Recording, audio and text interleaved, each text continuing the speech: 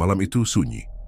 Bulan hanya setengah menampakkan dirinya, menggantung di langit desa Karangjati yang dikelilingi pepohonan lebat.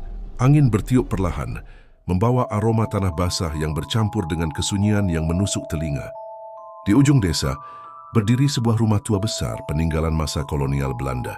Rumah itu berbeda dari rumah-rumah lainnya. Besar menjulang dengan pagar besi berkarat yang nyaris runtuh. Tak ada seorang pun warga desa yang berani mendekat ke sana.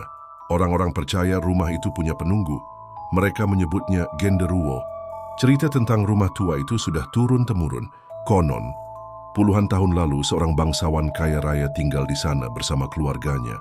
Namun suatu malam, keluarga itu hilang tanpa jejak. Sejak saat itu rumah tersebut ditinggalkan. Tidak ada yang berani membeli, apalagi menempati. Warga desa hanya berani melintas di jalan depan rumah itu saat siang hari. Begitu malam tiba, tak seorang pun mau mendekat. Namun ada satu pemuda bernama Raka. Ia baru berusia 20 tahun, penuh rasa ingin tahu dan tidak terlalu percaya pada cerita mistis. Baginya, rumah itu hanyalah bangunan tua biasa. Paling juga cuma cerita orang tua biar anak-anak nggak main jauh-jauh. Pikirnya setiap kali melewati rumah itu. Raka memiliki dua sahabat karib. Bima yang gemar bercanda dan suka menantang hal-hal aneh, serta Wira yang justru penakut tapi setia ikut kemanapun kedua temannya pergi. Suatu malam di warung kopi desa, mereka bertiga duduk sambil ngobrol santai. Obrolan ringan berubah menjadi tantangan.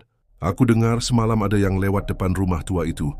Katanya dia mencium bau busuk banget, kayak bangkai, kata salah satu warga desa sambil menyeruput kopi. Ah, itu sugesti aja, sahut Raka pura-pura acuh. Tapi katanya lagi, sempat ada bayangan besar kelihatan dari jendela lantai 2. Matanya merah, katanya. Wira yang mendengar langsung merinding. Ia berbisik, Rak, jangan main-main sama rumah itu. Serius, aku pernah dengar ada orang hilang setelah nekat masuk. Bima malah tertawa menepuk bahu Raka. Kamu kan pemberani, Rak. Kalau beneran nggak ada apa-apa, ayo kita buktikan. Kita masuk ke rumah itu malam ini. Raka sempat terdiam. Ada rasa penasaran bercampur deg-degan dalam hatinya. Walau ia tidak sepenuhnya percaya cerita mistis, ada bagian kecil dari dirinya yang ingin membuktikan sendiri kebenarannya. Baiklah, katanya akhirnya. Nanti malam kita masuk ke sana. Biar semua orang tahu kalau itu cuma rumah tua biasa. Wira langsung protes. Gila kalian, kalau sampai benar ada sesuatu, kita bisa celaka. Namun seperti biasa, Wira kalah suara. Bima dan Raka tetap bersikeras. Malam itu sekitar pukul 11, mereka bertiga berjalan menuju rumah tua tersebut. Jalan desa sudah sepi, hanya terdengar suara jangkrik dan sesekali lolongan anjing dari kejauhan. Bulan separuh tertutup awan, membuat jalan semakin gelap. Rumah itu kini berdiri di depan mereka, megah sekaligus menyeramkan. Pagar besinya penuh karat, cat dindingnya mengelupas, jendela-jendela pecah. Pohon beringin besar di samping rumah membuat bayangannya jatuh menutupi hampir seluruh halaman. Astaga, rasanya aku nggak mau masuk, bisik Wira suaranya bergetar. Tenang aja, jawab Bima sambil menyalakan senter. Paling kita cuma ketemu tikus atau kelelawar.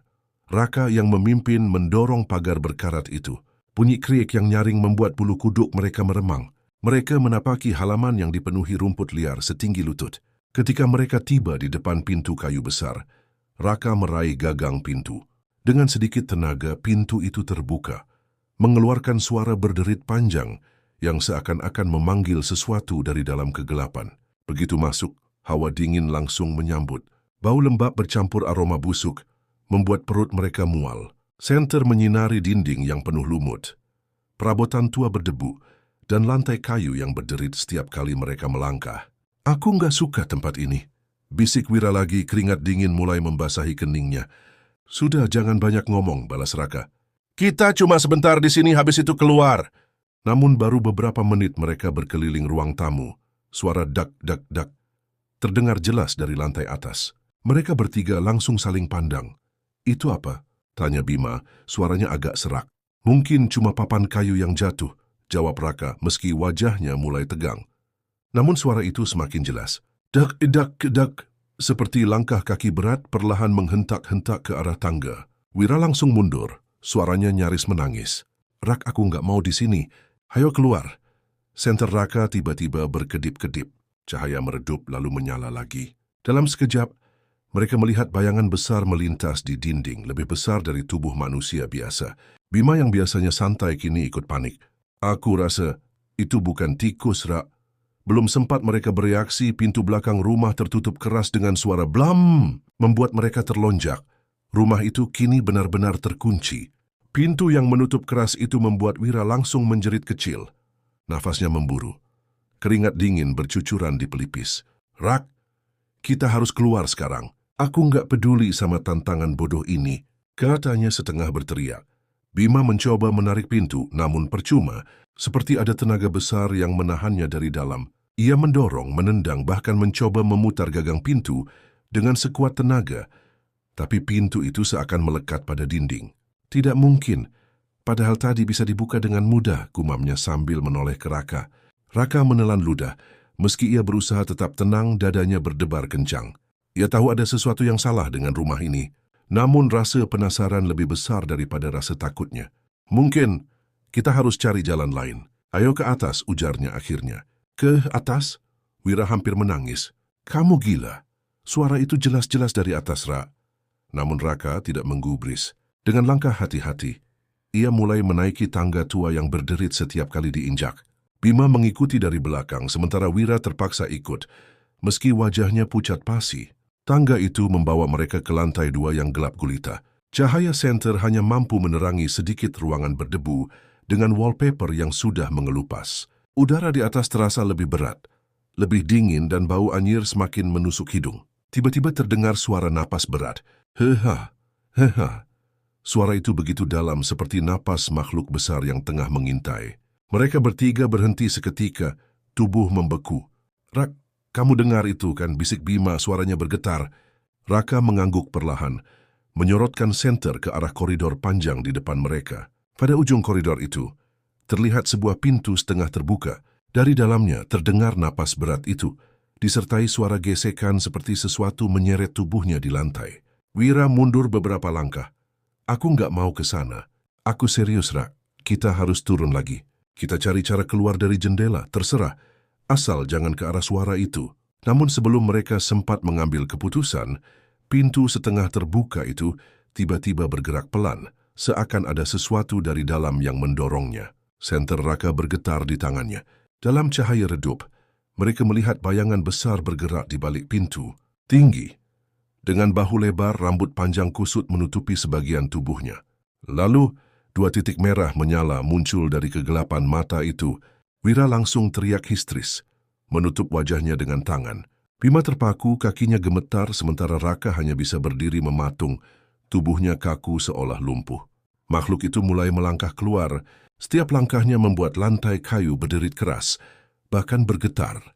Bau busuk semakin kuat, seperti daging membusuk bercampur darah basi. Kini sosok itu terlihat jelas. Tubuh besar berotot dengan kulit hitam legam, rambut lebat menutupi sebagian wajah, kuku panjang tajam, dan mulut yang menyeringai menampilkan deretan gigi kuning. Mata merahnya menatap lurus ke arah mereka. Bima mundur perlahan, suaranya bergetar. Rash, kita harus lari. Tapi sebelum mereka sempat bergerak, makhluk itu mengeluarkan suara tawa rendah. Hus, hahaha. Tawa itu menggema di seluruh ruangan, membuat jendela bergetar dan udara berdesir. Raka spontan membaca doa dalam hati. Namun genderuwo itu malah semakin mendekat, seolah-olah mengejek. Dia tahu kita takut, bisik Bima panik. Wira sudah hampir pingsan, tubuhnya goyah seperti kehilangan tenaga. Tiba-tiba makhluk itu berhenti melangkah. Ia hanya berdiri, menatap tajam, lalu menggerakkan tangannya perlahan, menunjuk ke arah salah satu pintu di samping koridor. Pintu itu terbuka sendiri, mengeluarkan bunyi berderit panjang. Rak, jangan masuk ke sana, aku mohon. Wira memegang lengan Raka, hampir menangis. Namun entah mengapa, seperti ada tenaga yang mendorong. Raka merasa harus melihat apa yang ada di balik pintu itu. Dengan langkah berat, ia menghampiri pintu tersebut. Bima menyalakan senter ke dalam, dan mereka melihat sebuah ruang bawah tanah dengan tangga menurun gelap gulita. Udara dari bawah terasa lebih dingin, lebih pekat seperti membawa aroma kematian. Genderuwo itu masih berdiri di tempatnya, menatap mereka, tidak bergerak, tidak menyerang, seolah hanya mengarahkan mereka untuk turun ke ruang bawah tanah. Aku rasa dia ingin kita ke sana, bisik Raka lirih. Kalau kita ke sana, kita mati. Seru Wira, air matanya mulai jatuh. Tapi langkah Raka terasa semakin berat untuk ditahan. Ada sesuatu dalam pikirannya yang berbisik, memaksa dia turun. Bima akhirnya ikut maju, meski wajahnya pucat. Kalau ini satu-satunya cara keluar, iya kita harus coba. Dengan ragu, mereka bertiga mulai menuruni tangga ke ruang bawah tanah. Suara langkah mereka bergema, disertai bunyi tetesan air dari langit-langit. Semakin jauh mereka turun, semakin terasa bahwa tempat itu menyimpan sesuatu yang kelam. Dan di belakang mereka, dari atas tangga, suara tawa berat itu kembali terdengar. Ah! Hahaha. Tangga kayu yang mereka turuni berderit di setiap langkah, seolah menjerit menahan beban.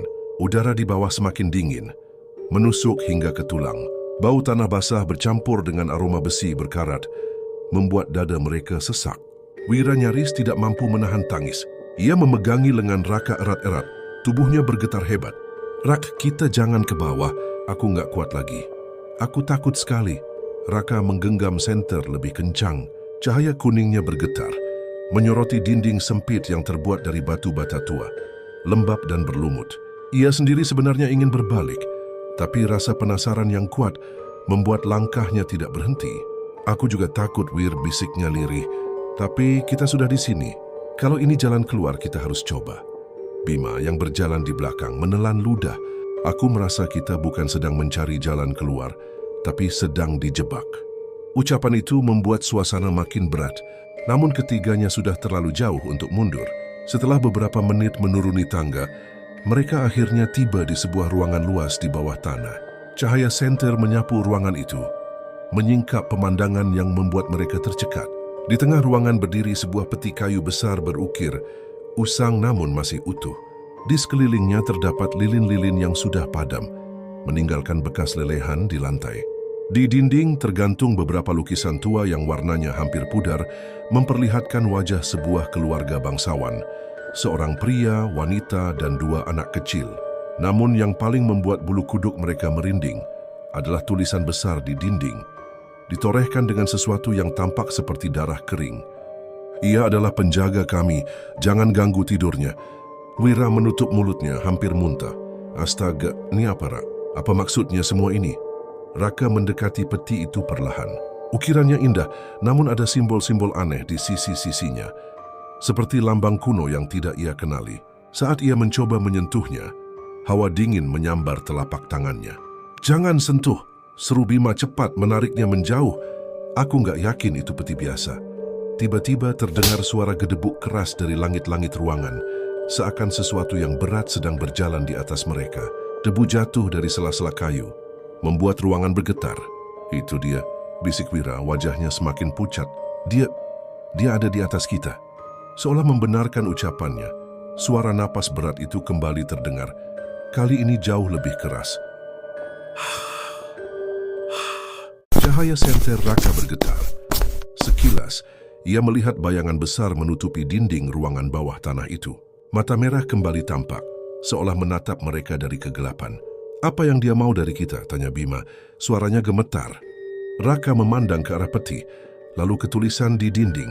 Aku rasa dia bukan sekadar hantu. Dia penjaga rumah ini. Penjaga peti ini.